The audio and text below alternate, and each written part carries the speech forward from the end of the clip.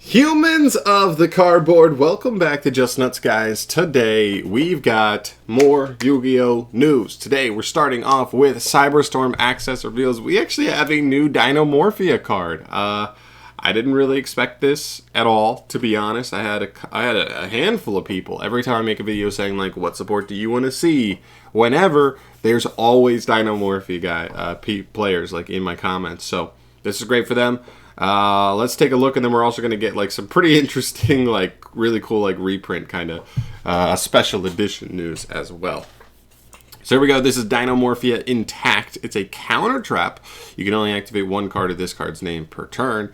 When a monster effect is activated and you control a DINOMORPHIA card, pay half your life points. Any battle damage you take for the rest of this turn becomes half your life points at the time you would take it. So that's pretty interesting. This one doesn't say you can just straight up take stop yourself from taking damage, but anytime you would, you just take half your life points instead, which is kind of what the deck wants anyway. They want to get as close to one life point as possible without actually going to zero.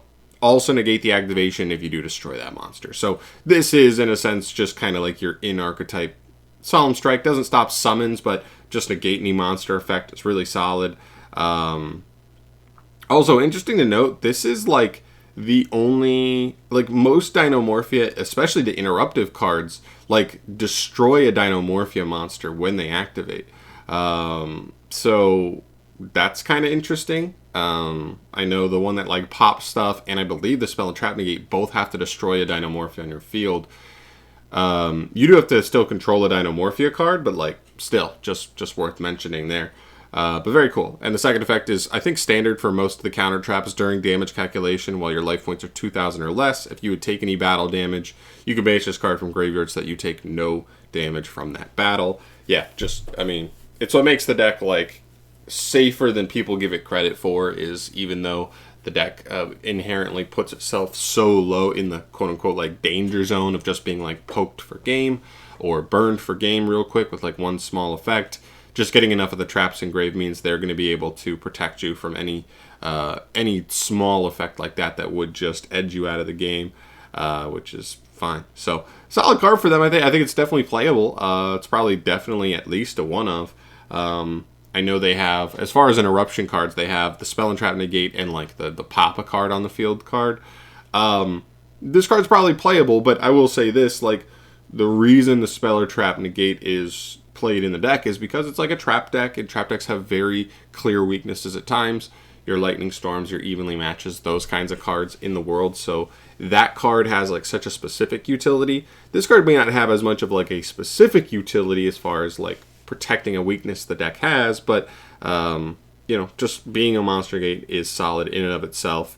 I mean, you already have Rexturn, which kind of like blanket negates the whole board, but you know, there are some decks that can be activating effects in hand, in grave, maybe even banished, and so this card would still help you cover those bases as well. So still solid, but I don't think it's like a archetype saving card. If you had asked me, I would have said I would have loved to see one really good main deck extender to kind of like develop like the actual engine in the main deck a little bit more.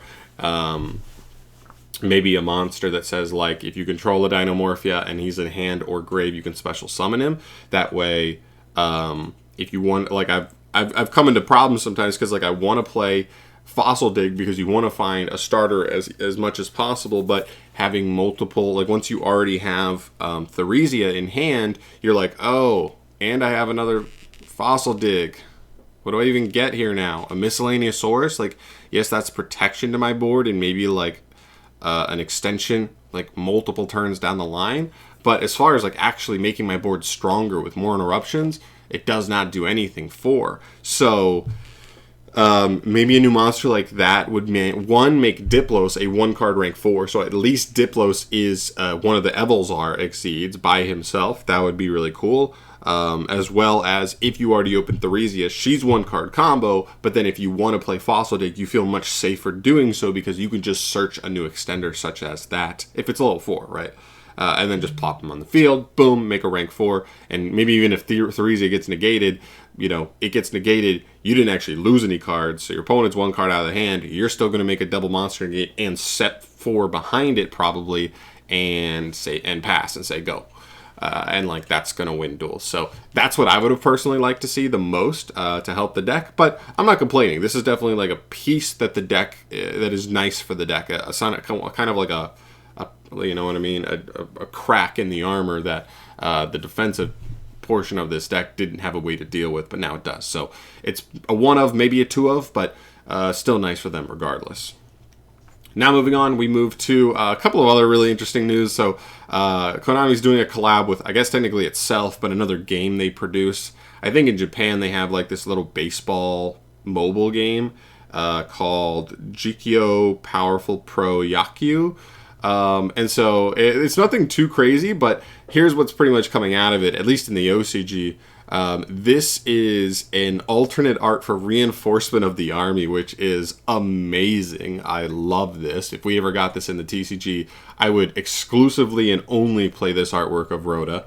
And there's also a new vanilla that's interesting. I mean, it's a level 4 Light Warrior. It has 2400 defense, and it's a normal summonable level 4. So nothing too crazy. It's just kind of like a like a vanilla, but still cool stuff there. So yeah, just a small little thing on top. We're still trickling out news. I think this actually puts us at 9 cards. Sorry, my math's been off. I don't check prior, and I'm just like off the top of my head. I'm like, how many more cards do we have to be revealed? So I think with this DINOMORPHIA card, I think we have 9 left. If that one leak is true, we should still be getting like a Skull Servant card, a Magistus card, and an Agents or like Hyperion card as well. I'd really like to see those, especially the Agent and the Magistus card. Hopefully that comes true, or at least something else. If it's not, like the rest of the cards still come through. I think that's one thing Konami has been really much better at in the last couple core sets, is the filler at the end of the set is just so much smaller. We used to get like 15 filler cards at the end of sets, I felt like, and now it's like, oh, like we only have 10 cards left in the set. Oh, a DINOMORPHIA card?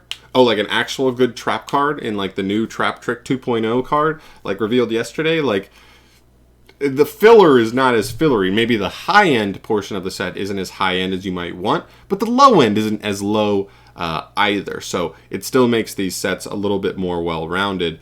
Hopefully they finish strong there. But I'll bring that as soon as anything gets dropped. We're only, the OCG is only like 4 days away, I guess, technically, from this this actual set coming out. So we'll find out the final 9 cards here any moment now. Should also be getting one of the new deck build pack archetypes revealed pretty soon. But you know, that'll come when it comes, and I will make a video on it when it drops. But I'm out of here for today, guys. Thank you so much for watching. As always, subscribe to the channel for more updates on Yu-Gi-Oh! News as we move forward. Deck profiles are coming. We've been in kind of this dry state in the TCG, so apologies on that. I'm not like steering away from deck profiles. I just, with where we are in the format, not much has really changed. There's a couple decks I've looked at that like I didn't even have on my radar before, but I'm kind of interested in messing with. But yeah, so just want to give you a quick little thing on that. Maybe I'll do a community post just to kind of keep everybody updated. But I'm out of here. Thanks for watching. Subscribe if you haven't. Peace.